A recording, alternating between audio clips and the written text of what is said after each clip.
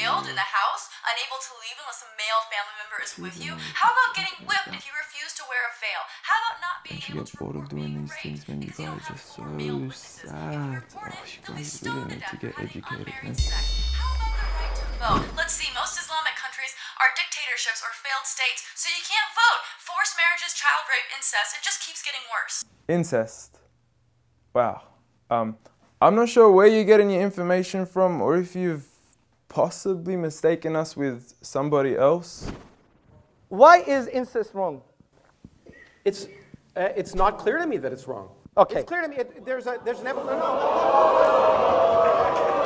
In all honesty, I'm not here to make a mockery out of you. I'm not here to criticize you. I'm not even here to question your intelligence. All I'm here to do is to give you advice.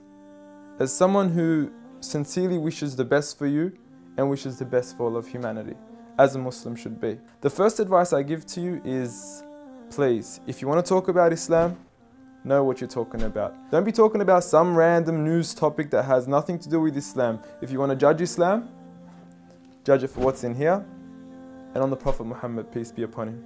Speaking of the Prophet Muhammad, peace be upon him, I noticed your failed attempt at trying to draw him. I know it's worked for many others and it's made them really, really famous before, and I'm not sure if that's what you were trying to do, but please, give it up. I honestly want you to stop wasting your time and rather spend your time wisely in trying to find out who this man is. Find out what made this man the most influential man in the world. Find out what made this man one of the greatest lawgivers, the greatest lawgiver of all time. Find out what made this man the most perfect example to walk the earth. A mercy, not only to mankind, but every form of creation. This is a man who little children would run up to him because they knew how merciful he was. They knew that he would take them seriously despite their age. When he was visited by children, he would pat them on their head, while the fathers of others wouldn't even kiss their own children. At a time when people were burying their daughters alive, he was the one who gave honor to daughters. He was the one who gave honor to women. He was the one who promised paradise for the one who raised one daughter righteously. A man who would treat the poor the same way he would treat the rich. A man who would treat the black the same way he would treat the white. Muhammad, peace be upon him, was a man who his own enemies would call him the truthful and the honest.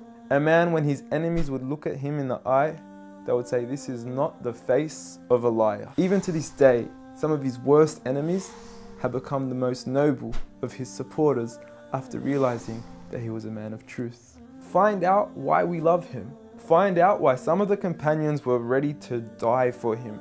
I don't say this lightly, I mean they actually threw themselves at arrows whenever the enemies would try to assassinate Muhammad, peace be upon him. I ask you to read into the story of a companion by the name of Khubayb, may God be pleased with him, when he was crucified and tortured.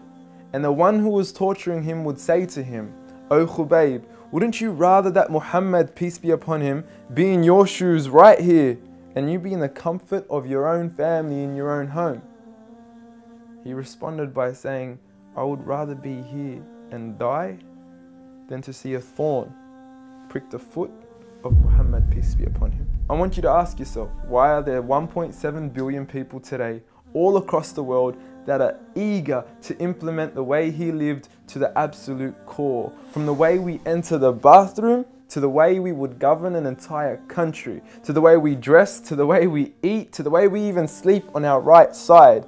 We follow him to the absolute core. So I suggest you stop wasting your time in attacking the man that you cannot faze at all. If God, the creator of the heavens and the earth and everything in between, the one and only, has honored him, who are we to even try to dishonor him? If you don't understand what I'm trying to say, let me give you a quick experiment. What I want you to do is to walk outside tonight, look at the brightness of the moon, and go ahead and spit at it. And see what your spit does to the moon.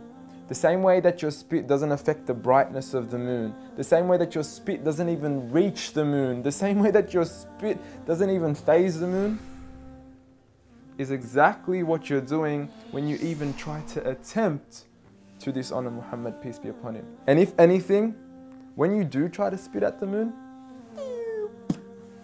you're only harming yourself. So please, stop what you're doing, stop wasting your time, and try to find out who he really was for your own benefit. Seek my advice. We want the best for you. Peace.